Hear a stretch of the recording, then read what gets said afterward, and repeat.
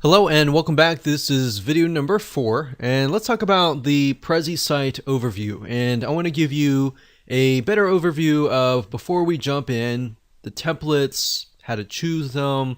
We'll talk about Prezi Next, the app, and how basically everything works before we begin to edit and customize a Prezi.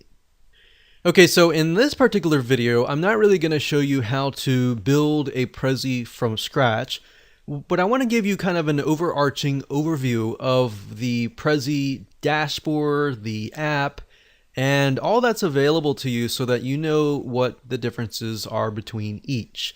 And that way you can make a better decision on what route you want to go.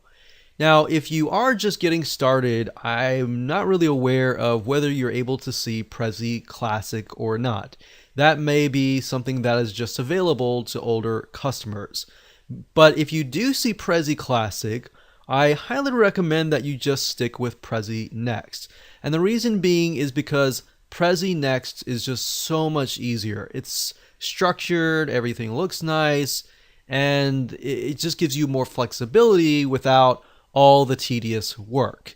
Prezi Classic, we just happen to be very well versed with it, so we know a little bit more about it. But after we tested a Prezi Next recently, which is why if we go to Prezi Classic, you'll see that we have about 21 presentations. So we've really been using Prezi Classic, but Prezi Next, on the other hand, we've only tested a few. But from what we've tested, we found that a lot of the Prezis, you'll notice they have the circles. Of course, you can change the circles to something else, but they look very similar. The layout is very similar. They look sleeker, more beautiful, more engaging, and all of that. So just want to say, if you are getting started, just start out with Prezi Next. Don't go with anything else. So the nice thing about Prezi Next also is you are able to see the analytics. You can actually see the stats, and that's something that you were never really able to do with the older version. Now there is a Prezi Next app. So as you can see here, I'm using a Windows computer and I have the Prezi Windows app here. The main difference is just, I'm editing it on my Windows computer versus editing with the browser.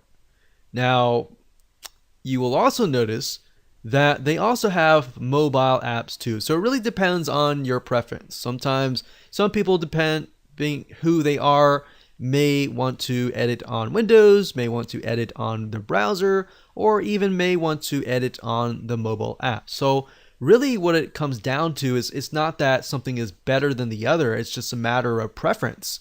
Which route do you want to take? All right.